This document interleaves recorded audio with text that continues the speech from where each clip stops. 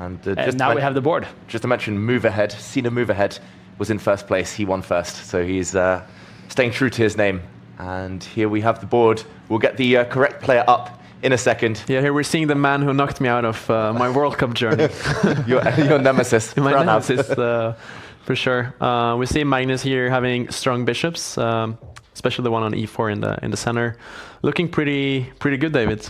Yeah, looking pretty good. Quick material count. It's level right now, but the power of the bishops and I think just the weakness of the Black King. There we see Padmini. Yeah, she's maybe in a bit of trouble. Not sure exactly what White is doing next. But she's spending way too much time, though. That's her main problem right now, even though the position is also difficult. That's true. Yeah, the problem is like the knight on b8 is still on the starting square. Like if the knight would be in a normal square, it would be more acceptable for Black. But here they had a strong move, bishop to g6, and it's hard to find a good square for that rook. We see it goes all the way to c8, but it's definitely not an ideal square. White can start bringing more pieces into the attack at some point. This rook in the corner will maybe double up. Yeah, the white rook might move, another one might shift across. It feels like the Black King is caught in the kill zone, mating nets around it, potentially long term. And yeah, the clock, the biggest factor of all right now. White has many, many tempting moves. The bishop could drop back as well. Magnus, he's just looking for something a bit direct.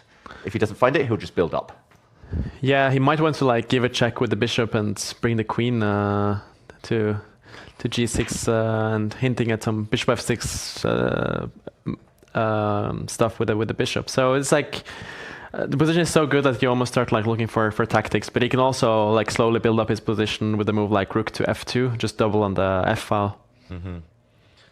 Yeah, I would probably spend 5 seconds and then play rook f2 and then miss a checkmate and never get the chance again. But yeah, Magnus, he does spend a long time. He drops his bishop back. That's the first move that came to my mind, but the eval bar does drop.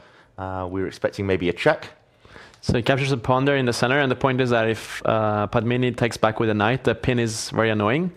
So she decides to move her queen instead, which is a good position. Magnus centralizes his queen to e4. And now we see that the pawn on c3 is hanging, but I definitely don't think Black has time to take that. She plays rook to f8. I would do the same. Finally gets the rook back to the game. Maybe here a queen d4 is such a Magnus move, like just offering the trade of queens.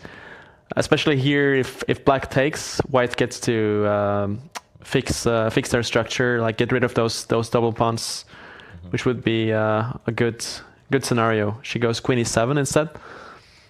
Ooh, that's asking for maybe bishop h4 type moves. The queen's almost trapped.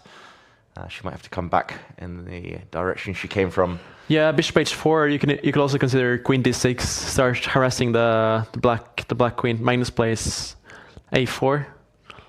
That's a bit of a random move, but he maybe he was worried that sometimes the pawn on a2 was hanging, so just taking care of that. I was going to ask this earlier. Like Magnus, he could have gone for checkmate. He was just trying to grind down an endgame a pawn up. That's quite typical of him. Yeah, especially also if you look at the time, he has like over 1 minute time advantage. So it's a very nice situation to be in. Like Black really wants to play rook to d8 now, centralizing the rook. But then I think the pawn on a7 would be falling.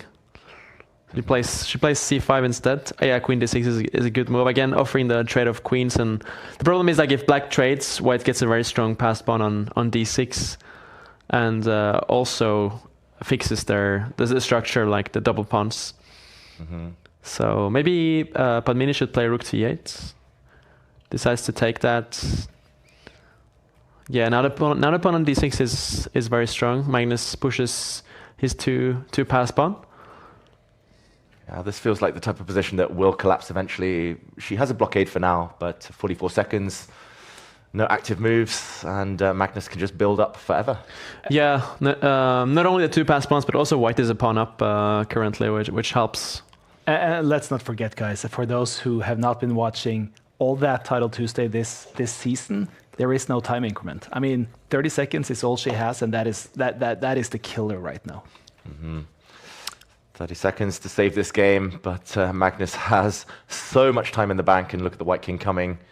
This is the type of position, no calculation needed. Just move the rooks, maximize the bishops, push the pawns, and eventually something will give in. You'll break the blockade. Just very practical to bring the king in the game. Like, remember, guys, to in endgames always try to play with the active king. So centralizing the king makes a lot of sense here. Like, without the queens, your king is basically never gonna get mated in the endgames. And here Magnus is building up his position.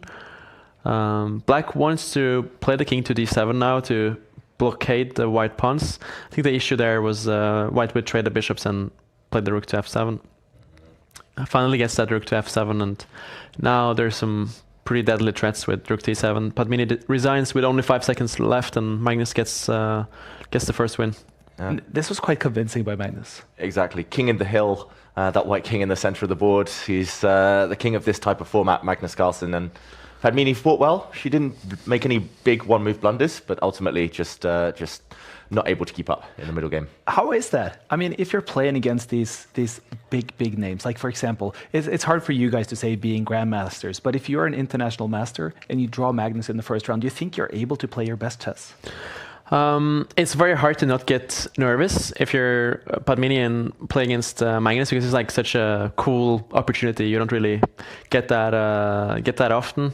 But also you're kind of playing without pressure. Like, I mean, you're losing is like the expected result, so it feels like you only have something to win. So it's a pleasant pairing in a way. Like, I would enjoy playing Magnus, but this was a pretty convincing game.